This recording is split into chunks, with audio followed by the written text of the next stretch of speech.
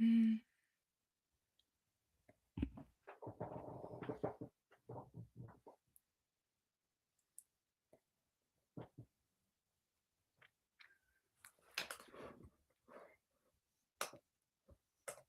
Okay, awesome.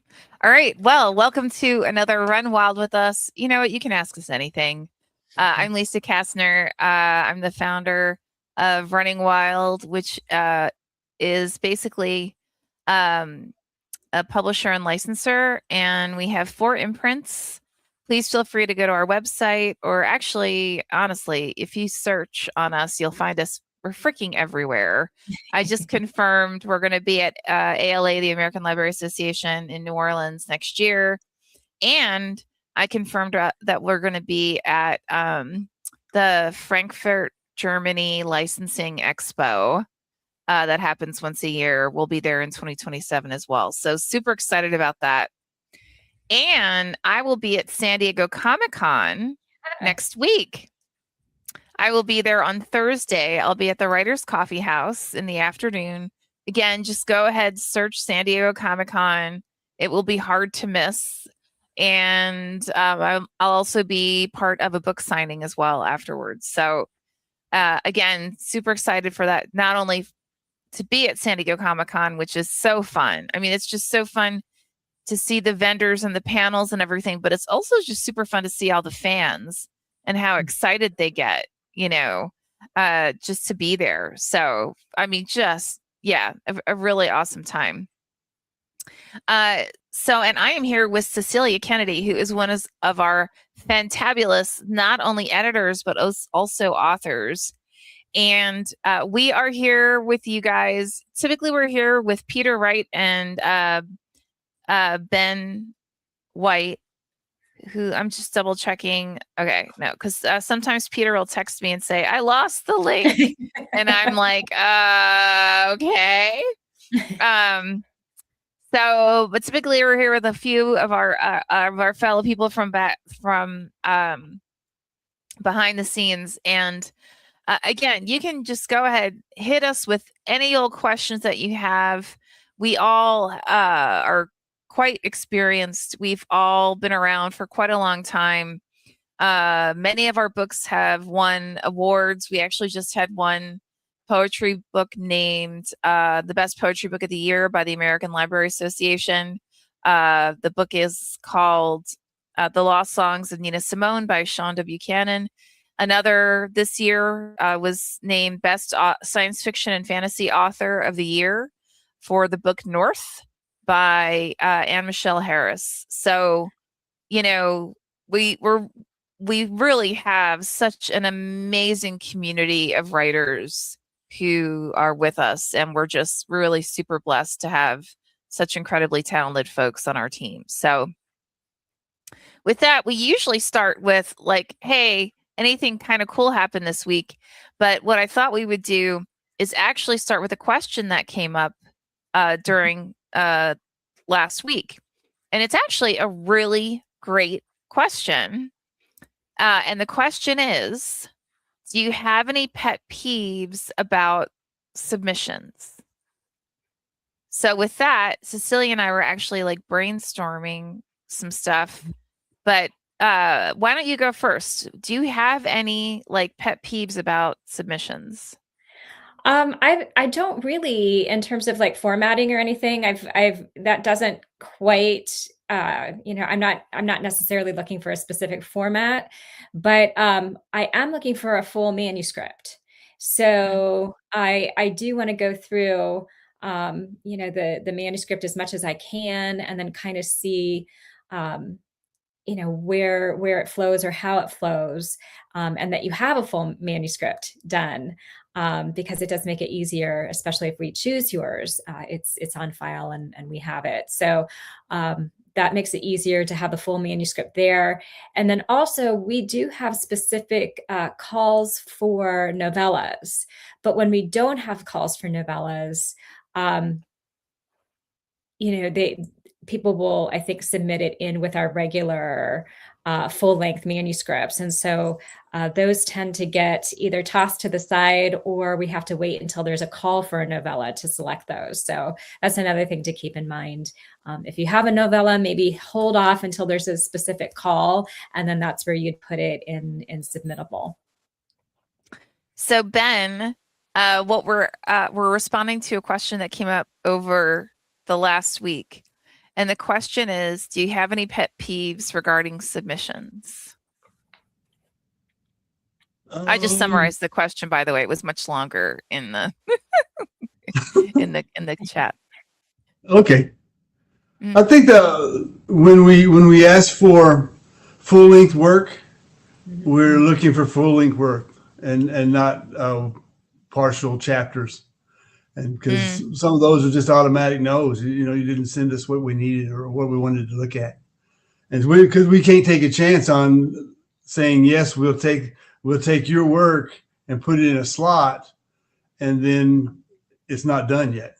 And you just don't know. So we guess. So there's that. And then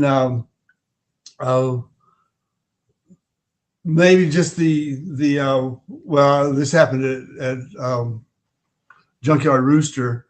We got a lot of journal submissions when it wasn't a journal, and there's not much I could do with them. But so I guess incomplete work would sum up both of those things.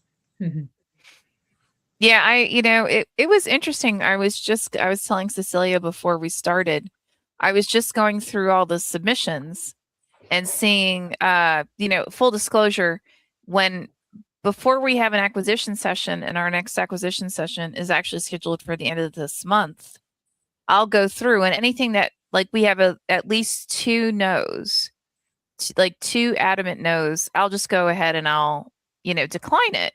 Because clearly, usually if 2 folks are going to say no, everyone's going to say no to it, right? Now, if we've got something where, one person says yes, one person says no, one person says maybe, one person says, no, those will stay, right? Because I still want us to have a dialogue about it. But otherwise, if at least 2 say no, then it's a no. And by the way, we only have like 5 people in our. Typically, we only have actually, like, I'd say 3 to 5 people in our acquisition session. I think this year we'll actually probably have closer to 6, something like that. But yeah. But anyway, so back to both Ben and Cecilia's points. I was surprised by the volume of individuals. They just blatantly did not follow submission guidelines. And and what surprised me even more was we had 2 submissions from agents, literary agents, that did not follow the guidelines. And our guidelines is, you can submit a proposal, but really what we're looking for is the full length work. And the agent just blew it off and only submitted like maybe the first chapter, maybe the first 2 chapters, and a full on like 1-page summary and a proposal. And it actually wasn't even a summary. It was like, and it could become this. And it's like, well, then why didn't you give it to us then? Right? Like if that's what we're asking for, like the whole reason that we're asking for the full length work is so that we know, all right, that the work is completed. Because anyone who's a writer and has been around for a while, you're fully aware that I want to say at least 50% of people who are into creative writing or into narrative storytelling do not finish their work.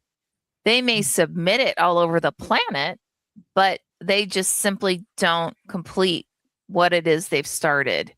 And when you go to writers' conferences and you go to like writers' workshops and so on, you hear more and more stories from individuals about stuff like that. So, there is a maniacal purpose for us in requesting the full length work. And back to Ben's point, and well, actually, Cecilia, you made the point as well. You're giving us an excuse to say no. Yeah. Right.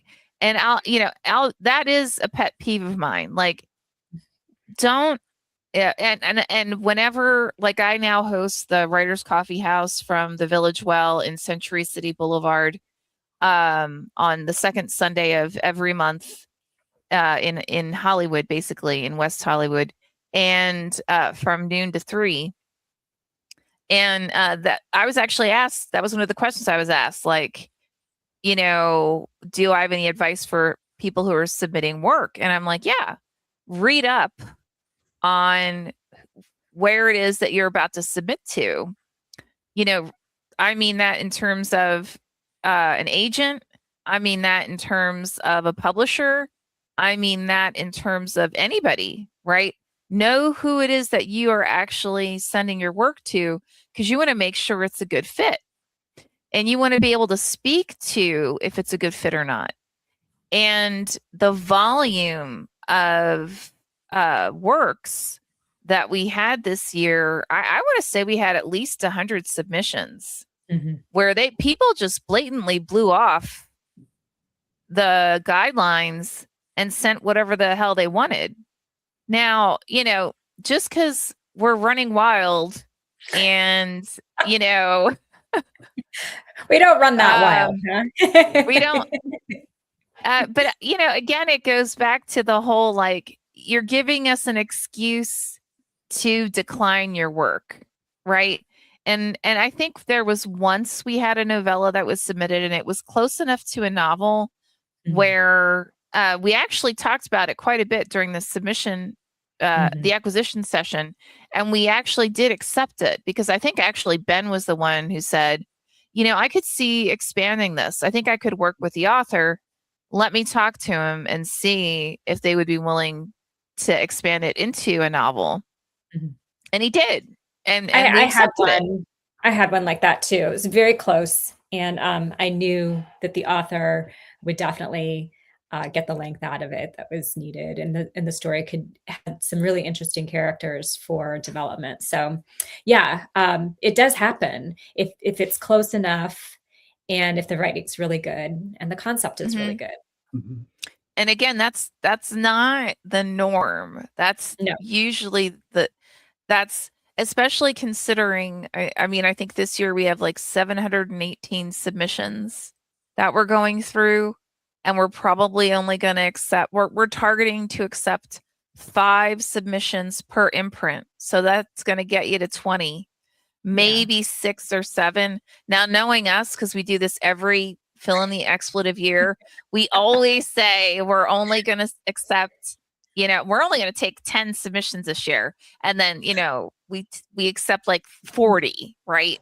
But I'm going to tell you right now, I think we're starting to learn our lessons, because we're all like, I'm somehow not getting my own work done. Well, duh. I've got 13 that I've been working on. Exactly. Like, you just did it to yourself, including myself. Because, like, I have Ben, when did I say I was going to have War Dogs done? Like 2 years ago or something like that. And then I go to a conference. May, but 2 years ago, May. Yeah, it was May. Yeah, like 2 years ago, May. And I go to a conference last year, and a guy comes up and he's like, "Do you have War Dogs?" And I'm like, "Oh my God, you actually know what like?" And I thought, well, I have it like the draft, like 2/3 done, so can I call that a win? But like, that's when, like, okay, dude, I've like seriously been lax in my own stuff. So that's, and I'd say that's my biggest pet peeve for that I think probably any publisher has, is any like literary journal or what have you. Just do, most places are not all that complex, right? Most will tell you up front, just follow standard guidelines, which means double spaced 12-point font, your standard formatting.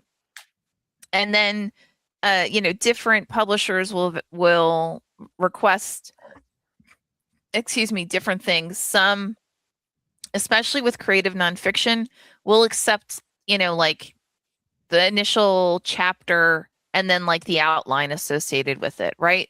Because, and especially if you have a background, like you've got a solid history in terms of creative writing, and where you've got a following and they know that you can actually finish it, right? They'll oftentimes they'll also consider, and more so agents will consider, if you have a history with something, you can prove that parts of it have been published elsewhere, and you can provide your and prove that you also, again, you have a following, you're putting forward a proposal, that kind of thing. But again, do your homework and find out what it is that they are asking for, so that you can properly fulfill that and provide what they're asking for. So I'd say that is my number one 100% biggest pet peeve. So on the other extreme, there's the first novel that comes in at over 100,000 words.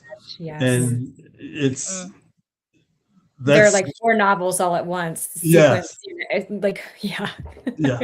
And if it's a second novel with us, and again, like Lisa's saying, if you've got that proven track record, we can work with that. But if it's a first novel and it's going to come in with a lot of work to get it ready, and is that work going to be, a lot of it's going to be cutting anyway?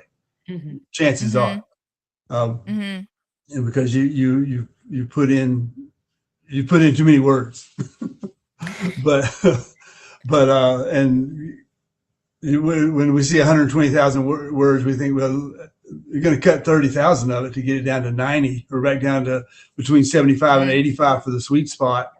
And that's a lot of words and a lot of work being cut, that you need to be realistic before you submit that. Yeah. Yeah. And another, I don't see this that frequently, but you can tell when it's definitely like conference season and like workshop season, because we'll get submissions that are like, I'm a huge fan of fill in the blank, and he writes 120,000 words. So it's okay that my book is 120,000 words, because here's this famous person who everybody follows and adores. And so, see, I could be just like that, but I have like no following. No one knows me. And my, no, and this is the first book I've ever written in my entire life. Ta-da! It's like, wait, yeah, no, I get how you may have interpreted the guidance that you were provided at these various conferences and so on, and I give you huge cred for having the courage to actually submit, but think about what you're doing. and look at the models. The first Harry Potter book was not one of those thick hardbacks. It was down around 70, 80,000 words. And then when she got her following, she started to expand the stories and fill it in with more twists and turns. But she had the following, and that's what they wanted. But that initial one was it was manageable. Well, and going back to the whole like do your homework thing, there are like when we say you've got a track record, that doesn't mean that you're a huge New York Times bestseller. That does not mean that, you've sold in the hundreds of thousands. It just means that you've published elsewhere. You have a history of doing solid work, writing solid work. And what you've sent to us has both a solid narrative and a solid in terms of craft. Other other publishers, when they say you've got a solid track record, they do mean that you're a New York Times bestseller, or that you've sold 5 million copies of something, and that but otherwise they really are looking for that sweet spot of, I would say, I would say probably close like 60 to 80,000, something like that. Because typically, if you're in the 50 to 60,000 range, it means that it needs to be expanded, right? That it typically is indicative of a work that there are spots within it that either it's too fast, it really needs to be expanded. Usually, it's indicative of something that the pacing's off, and so there's probably gonna be whole sections that need to be revised. Usually when it's longer, back to Ben's point, it means that you're just super wordy. Oftentimes it's also indicative of, I'd say, and when I say longer, and again, this goes back to like that you haven't been published before, typically, or maybe you've published like one work in the past. I'd say usually if you're writing around, if it's coming in between like I want to say like 85 to 120,000 words, usually go back. You're probably writing in the passive voice quite a bit. And you know, oftentimes it's very clear in the first chapter, and if not in the first couple of chapters, that it's much more passive. It's also indicative of a writer who you might be very repetitive in your writing, and you know, basically saying the same thing but a different way, or maybe the exact same way over and over and over again. And that there's one thing in where you're leaving hints, and there's another where you're being repetitive for no apparent reason, right? This is not the same thing, just to be clear. So, and honestly, a lot of times, I don't know, Cecilia, you and Ben, how you feel about it, but I can look at that.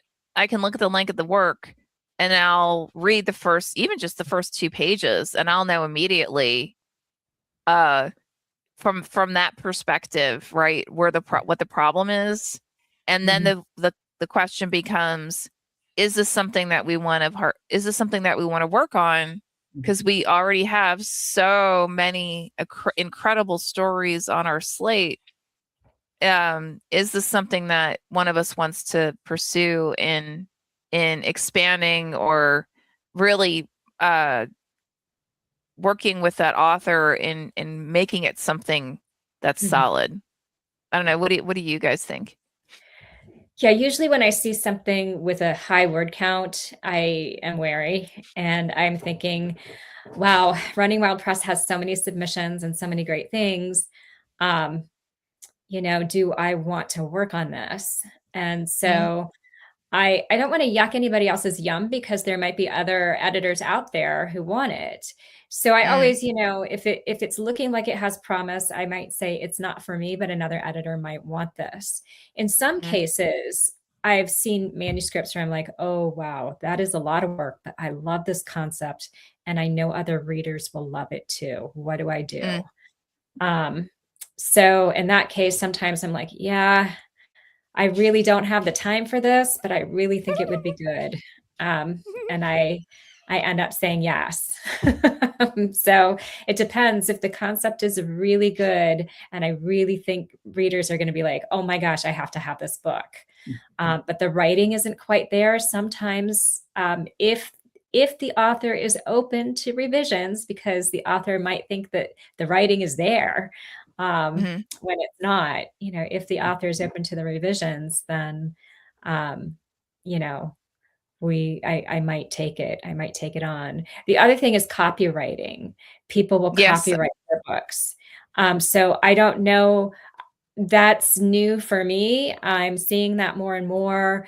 I don't know that that means that we can't accept it, or we have to have a conversation with the author to say, can you undo the copyright so that we can edit it?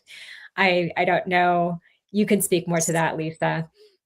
So you're right. That's like a thing. I have a sneaking suspicion there must have been, or there must be some well-known influencer out there who's like, you copyright all your work, you know, don't let anyone steal it. Right. So understand that is a huge faux pas. And oftentimes what that means is that a publisher can't republish it. Boom, that's it. You've just basically arranged so that you can self-publish it, and you can self-publish it as much as you want, wherever you want. But I know I actually just read a submission that we received recently from an author who proudly stated, it's already copywritten, and I've already had it reviewed by like 5 editors. Yeah. So, and I self-published it already. So you can now accept it because it's brilliant. Like, seriously. And I just thought, I don't have the energy to explain the business to this person. I'm just going to decline it because I did read the first 2 pages and went, yeah, no. Now we have in the past, we have had on a rare occasion, we will accept something that's been copywritten, but understand that author was willing to work with us on extensive revisions, because typically that means one of us in that acquisition team said, oh my God, I love this. I love the concept, to Cecilia's point, but it really needs X, Y, and Z. And we've actually had instances where, like, no joke, Cecilia, but I think this was long before you lovingly joined us. Then Peter and I got on a call with the author, and because we were afraid if we put it in email, he would get highly offended, right? And we asked, right? I can tell by Ben's laughing. He remembers this. We asked, would you be open to submit revisions like this, and this? And by the way, something that has significant revisions, it goes under a new copyright and it gets a new ISBN. That is also industry standard, right?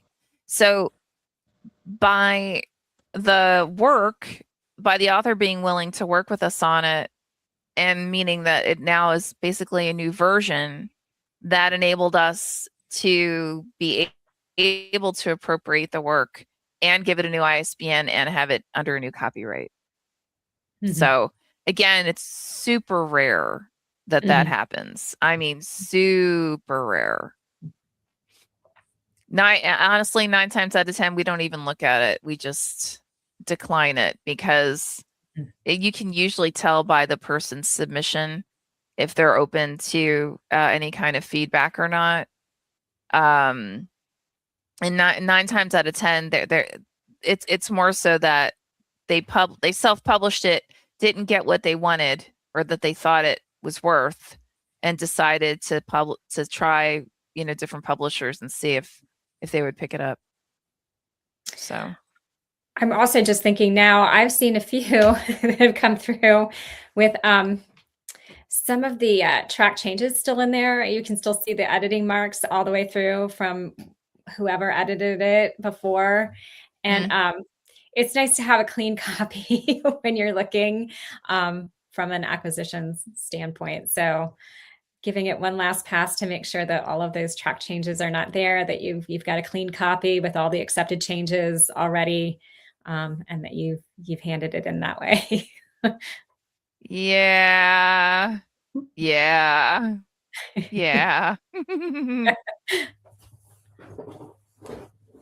It happens. I mean, I can see how it can happen. I can see it happening to me, but because you forget they're there sometimes. But making sure that you've got a good, solid, clean document that you're handing off. Yeah.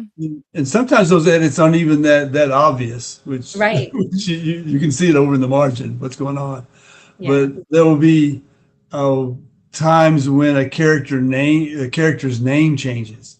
And because it was a holdover from a first version that they missed, and then suddenly it's been all about Barry, and then Rick shows up. Well, who's Rick? Oh, that's Barry in another version, in the first draft, and so they're easy. They're easy to catch. Those are easy to change, and not necessarily a showstopper at all. but it still goes back to your point, Cecilia, that you've got to make sure it's clean and polished, and you've read it, and that's what they say. Write the novel you want to read, because you're going to have to read it 75 times. Mm-hmm. Yeah. Well, actually, sorry, go ahead. You were.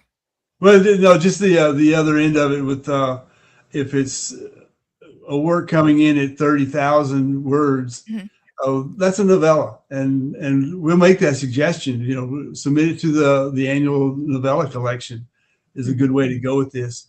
But and I just want to be clear that the word count is only one factor, whether it's at the high end or the low end. We're still looking at characters, settings, concepts. We're still looking for those, and the writing. Peter will tell you the good writing is what sells him first, and the storytelling.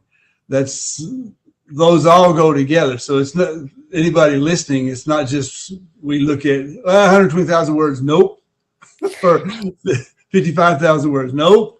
It's just part of the whole equation. Yep. Exactly. It's actually, so back to your point of write the novel that you want to read, because you're going to have to read it. That was another question that came up at the Writers Coffee House, was like, someone had just finished her full-length draft, which is huge, by the way, to finish your first novel. Even if it needs work, just the fact that you got over that finish line is huge, right? And so her question was, what would you do in terms of revisions? And I actually highly recommend folks to step away from the work for at least a couple of days, if you can, preferably a week. And then that way you read it like a reader. Don't read it as a writer or an editor, because you want to read the book. You want to read it in a way that you're reading it as if you picked it up off the bookshelf at the library, and that will enable you to see it from a reader's point of view, or it'll help you see it from a reader's point of view, so that you can find where those gaps are. And then your first run of reviewers, again, don't have friends who are aspiring writers look at it. Don't have editors look at it. There are plenty of people out there. I'm not saying they're not editors, but it's like a side hustle, right? And they may not have experience in working on well-crafted narratives. Let me just put it that way. So, you really want to find people who are readers, and if you're writing in a genre, they read that genre, and have them read it for you. They may not be able to tell you what is wrong, right? Meaning, like, in terms of craft, like, how can you make this work? But they will be able to tell you what aspects of it they didn't care for, or what they thought were really strong. And then that oftentimes, at least in my experience, usually they're pointing to something that you, as a well-established or a well-versed author, even if all you've done is written 20 short stories that have never been published, still, you dang well wrote them, you finished them, and you started, I know you edited them because you got no choice, right? But having that third party review it who doesn't know craft, and this is not their aspiration or their role, it's not their job, that it's their passion, they love reading, then that will enable you to actually say, oh, okay, selfish example, War Dogs. I first started it off, I had condensed. Ponce de Leon does not actually go on a I guess you could say an acquisition tour with Christopher Columbus until Columbus's second trip to Puerto Rico. Well, I condensed it because I just thought it made the narrative stronger to put like aspects of what happened in the Christopher Columbus's first tour with when he did the second tour. And in all honesty, the only reason Christopher Columbus was able to get any financial funding from the king and queen was because Ponce de Leon was on their advisory board. Seriously, that's how it went down. So, I thought, oh, well, this will be cool. Well, one of my readers, actually two of my readers and Ben went, you do know that Ponce de Leon didn't go on the first tour with Christopher Columbus. He went on the second tour that happened, blah, blah, blah. So I'm like, okay, now everyone has called me on it. So I better change it because otherwise this is going to become like, this is what everyone's going to focus on instead of the actual narrative. So, it's stuff like that, even if you did it intentionally, but if it simply has just become a distraction to the primary story, then guess what? It doesn't work. So yeah. How about you guys? How do you handle your own personal revisions? And other than Ben just simply throwing it at me and saying, look, I'm done.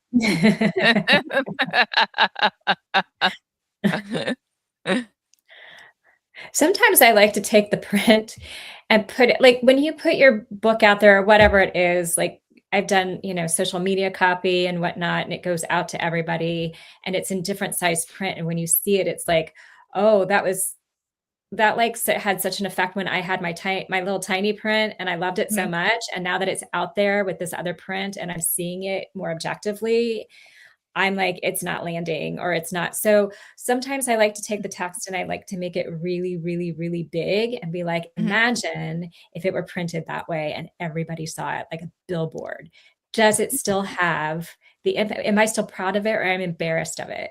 So that sometimes helps me remain objective. Like imagine if this were a billboard and I enlarge the print, I make it really screaming big and I'm like, oh, okay, well, you know what? I still like it. Or no, gosh, I don't want to put that message out, So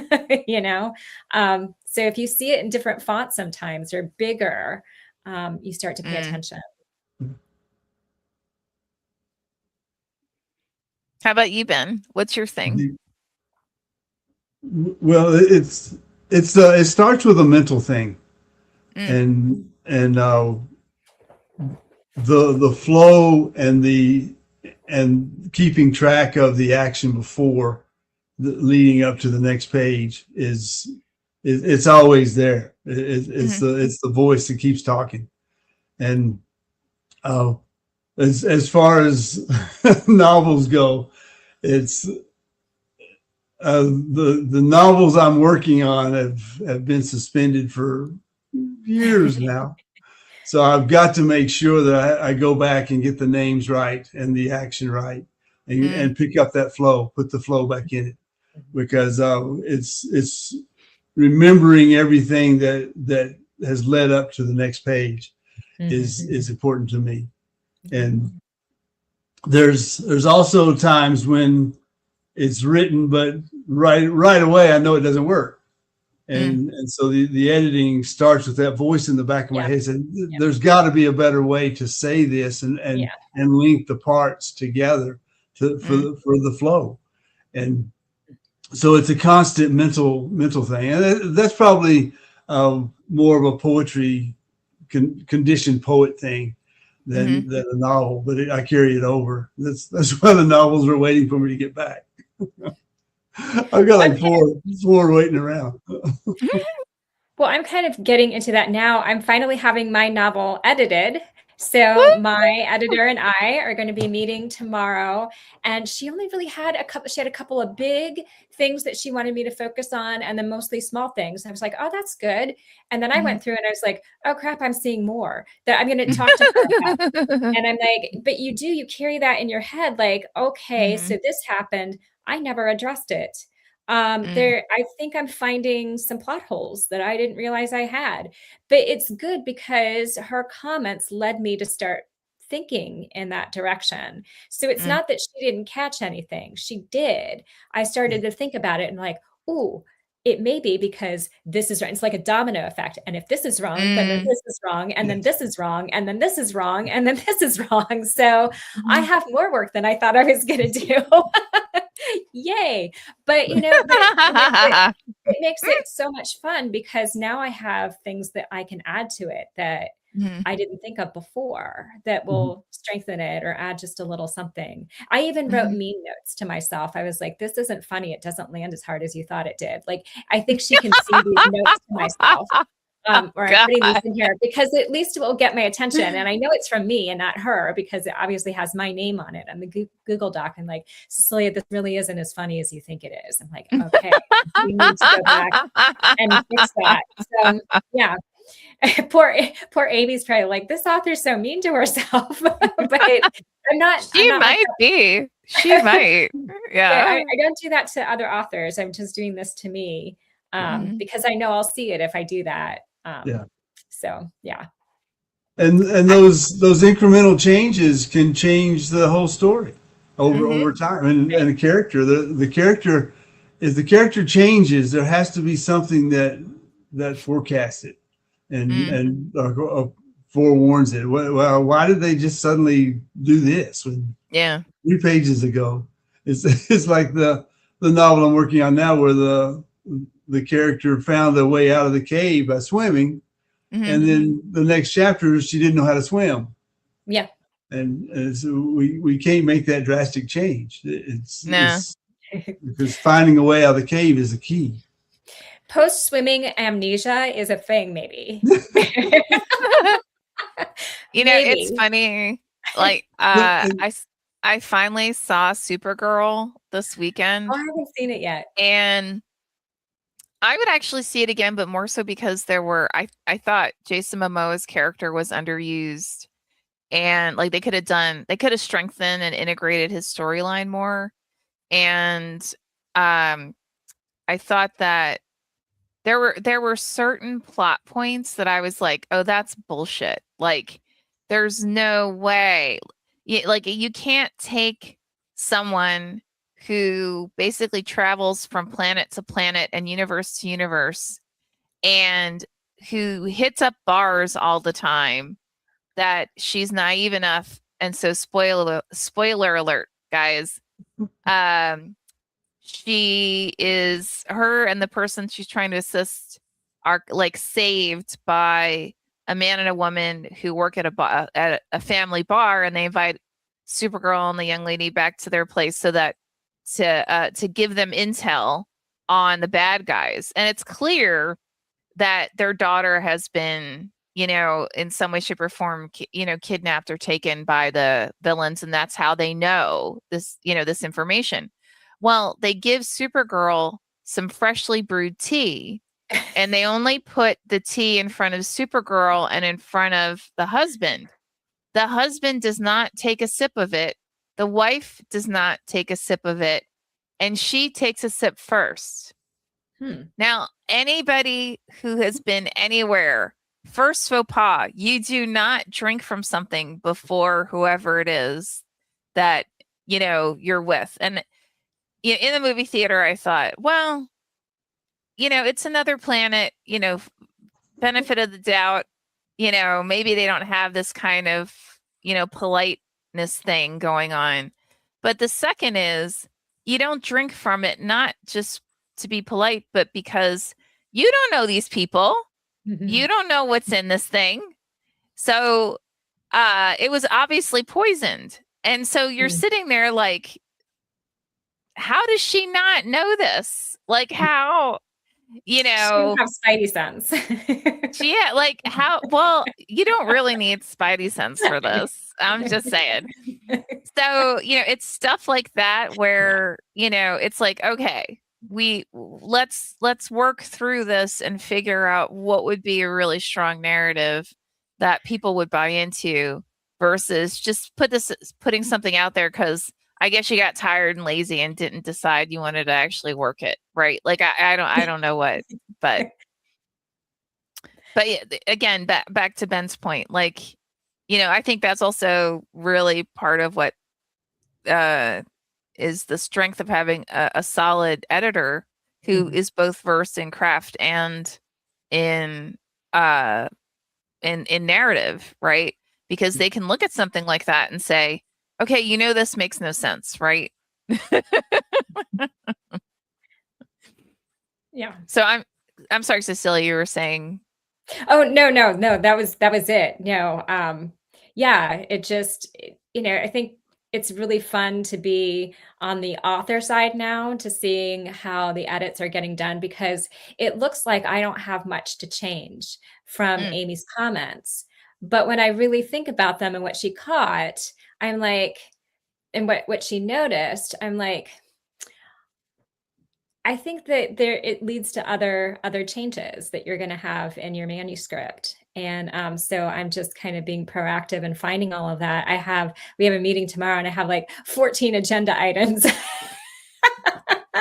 real short, about, okay, so I'm thinking about doing this and this and this and this, I'm adding this perspective and I want to take this out and I need to address this. And I never really clarified the motivation for this. I don't think. And all of those things, like when I handed it in, I'm like, this is so solid. And now I'm looking at it, I'm like, there's some things that really maybe that slide under the radar, but I don't want to approach it that way. I want answers. So I am reading it as a reader now. I'm like, this is annoying me that I don't know this answer. I don't know why this character is acting the way they are. I mean, I could just blame it on the world I've created and be like, well, it's just that way in this world, but that's such a cop out. I really think that you need to like have something there to hold on to make it make sense. So yeah. And those conversations are rewarding though, because you may find yourself defending something or changing something right away, even before it's discussed, or just asking the question, does it work? Yeah, exactly. And that question is an indicator that maybe it doesn't. Yeah. And which is okay. That's the conversation. That's what you want to know before you put it out you want to there. know, and the work deserves it. Yeah. Yes. And that's what workshops should be about and be for. But so many times it's just, let me tell you how I would write it. Well, okay, thank you. I'm not going to use that.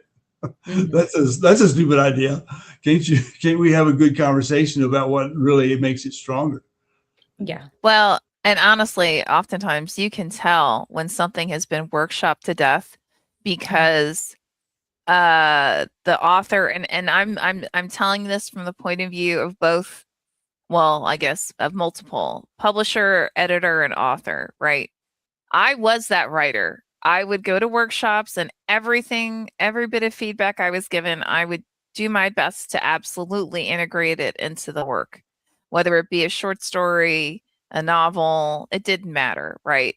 And then I don't know what happened, but at some point I thought, why would I do that? Like, that doesn't make any sense, And I'll be honest, the only reason I got an MFA was because I'd been workshopping for so long. I had been to so many really iconic conferences where, the instructors are teaching at, very well-known programs, and or it was even at a well-known program like Yale Writers Conference, right? And I thought, oh my God, well, if I'm getting this kind of feedback from my fellow participants, then obviously I have to do it, right? And I had gotten so insecure about my own editing skills, my own writing skills, that I thought, okay, I'll get an MFA, and I'll learn if I know what I'm doing, And again, I think kind of to Cecilia, to your point, getting that feedback from the instructors who were all like with major, either huge, best-selling authors or, major editors and so on, that it was like nothing, nothing, nothing, nothing, nothing, a single comment, nothing, nothing, nothing, nothing, nothing. And I was like, no, no, no, there must be more, because I get my head handed to me when I go to a workshop. This clearly has to have a lot more wrong with it. And like, I would do exactly what Ben's describing. I would then go in with, okay, well, both of you, like, here's my 15 points I want to talk about the work, and why it must be wrong. And the number of times my instructor, my mentor, would come back to me and say, no, why do you care about that? Was like, it was more of like you could do that if you want to, but I don't know why you feel like you need to do that. Right. And it was just that insecurity from years and years and years of going to, conferences and getting feedback. Again, I mean, the intent is never negative, but I'm giving you feedback based on, if I were you, how I would write it, and especially when people are first starting, they don't even realize that. I think it's once they go back and read it, something that they wrote ages ago, and go, ooh, ew, what? That's when they have the epiphany, like, oh man, wow, that was a bad idea, but it can take a long time before, people can have that kind of realization. So, wow, we have less than 9 minutes left. So, just a reminder to anybody who is watching, or if you're watching the recording, if you have any questions, please, please, please feel free. Go ahead, toss it into the comments section of whatever venue you are watching this, because we always go back and we check for comments. We check for questions so that we can then address them in the next Run Wild with Us and Ask Us Anything. And by the way, we love questions. I mean, think about it. We got a singular question: what's your pet peeve for submissions? And somehow it got us through almost an entire hour of discussion by just branching off 100 different ways. So again, don't forget, Thursdays, 5 to 6 p.m. Pacific time, 8 to 9 p.m. Eastern time. And a heads up, we will not be here next week because I will be at San Diego Comic-Con, and this actually conflicts with when I'm supposed to be in a book signing. So again, my apologies up front. So, but we will be back the subsequent week, but next week we won't be here. So, with that, Ben, Cecilia, any other topics that you guys want to cover? I often get asked, you're reading so many things. Do you ever have time to read for pleasure? And if so, what are you reading? Yes. I do read for pleasure, in between reading, everything else that I need to read as an editor. And I'm reading A Sociopath's Guide to a Successful Marriage by M.K. Oliver. It was recommended to me by a friend, and she said it's a male writer, and she said he has a female character, main character, a woman character, and she says he gets it right. So I wanted to see that, and so far it's really compelling, and it's a lot of fun. It's very funny so far. I mean, I would hope so. Horrible things are happening, but you're laughing. So I think that's the point. Fabulous. Yeah. Yeah. It's funny. I get that question all the time too. And I go through cycles of reading and cycles of not reading. I think a lot of it has to do with how exhausted am I at the end of the day? Can my brain see the sentence? Yeah. Can I read it like a reader and not like an editor today? or can I even like sometimes I've been in front of the screen for so long, like I literally have to read the sentence or the paragraph like 3 times, then I'm like, "Oh, that's what it says." And Yep. to me, that's the red flag. Like, maybe I should just play games on my phone for a half Yeah. hour and go to bed because for whatever reason, I can't see the words live or Yeah. whatever it is. But yeah, I'm same thing. I'm rereading Dune. I'm rereading The Alchemist. Yeah. And I am I'm reading one of Jonathan Mayberry's books. I think it's like The Last Assassin or something like that. Now I'm gonna have to look it up. But and I try to pick, Patient huh? Zero. Patient Zero was really good too, from Jonathan Mayberry. Yeah. And I try to intentionally pick books or stories that are wildly different from one another. hmm And then that way it's much easier to stay in those worlds, if Yeah, that makes sense. that makes sense. Yeah. Man, this is one he wrote a long time ago. It may have been actually one of the first Joe Ledgers. Yeah. He like dared me. I'm one of those idiots that like someone dares me to something and I'm like, "Oh yeah, I'm going to do that." Like, ha. And then like, 20 years later I'm like, I'm still doing it, but oh well. Like I'm still trying to knock it out. Actually, it may have been. I think it's Unbreakable is the one that I'm reading, Joe Ledger. So Mhm. anyway, so Ben, how about you? Well, why don't we close out with you, young man? I mean, I went back and I've never read his work, but it's Thomas Pynchon, and Mm, his first novel is V, and it is different Hmm. and it's really dense, but it's a good kind of dense. It takes you on a story in different years and different characters and different settings, and he pulls it all together. And I'm about halfway through, and it started off with a sailor, a U.S. Navy sailor, and the language that he uses is right, and it draws anybody who's been to sea. It pulls you in right away. But this is the Navy in the '60s, which was a whole different world, and but he gets it right, and that's to his credit. And not that he needs me to say he's credible. But, it draws you into being interested in the story and the writing, and even in his biography, they say he was very elusive and never any interviews. It was never about him, and he just lived his life.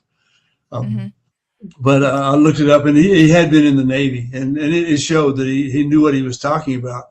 But some of the historical things that he is writing about in 1963, it makes you wonder what his sources were. He's very well read to write what he writes, and he doesn't have the internet to fact check or go back and Google something. He didn't have it, but it reads like he did. He's very knowledgeable. So that reading initiates ideas that I use in my own poetry, and it also gives, from an editor point of view, it gives you a chance to see what is well written and what the craft is about, and not that you need to apply it, but that exists. And so some of your advice back to a writer would be, we'll try this, or have you thought about this, and trying other things. A great experience to have found his work. I think he did. He died 10, 15 years ago, I think. So these are things that he wrote before he died. Duh. I would hope I just want to see if you're so. still listening. I was thinking about that, and I'm like, yeah. You would have to, right? Not all of us can be zombies that are, eloquent. It's a Yogi Berra line. He went to see a Steve McQueen movie and he said, "Oh, this is one of the movies he made before he died." Yes, Yogi, you are right. I love statements like that. They're fabulous. Yeah, nobody goes there. It's too crowded.